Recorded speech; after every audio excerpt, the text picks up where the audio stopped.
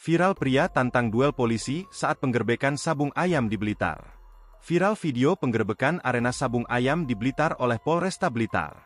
Dalam video yang viral di media sosial, terlihat beberapa petugas berbaju biru dengan tulisan Fake Crime di punggung sedang berada di lokasi. Dalam video yang diunggah akun X Pak Satpam, Askatira Faskaji, pria berbaju merah diduga pemilik arena sabung ayam yang mengajak duel anggota Polresta Blitar.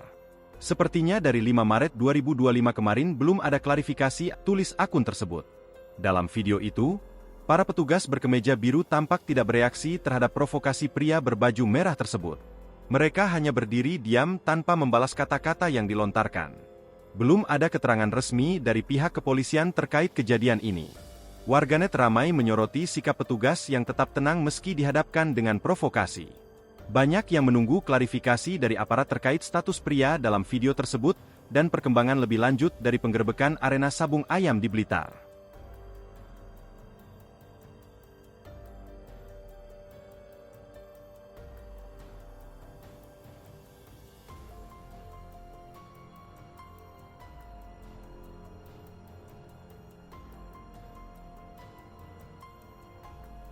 Download Tribun X sekarang, menghadirkan lokal menjadi Indonesia.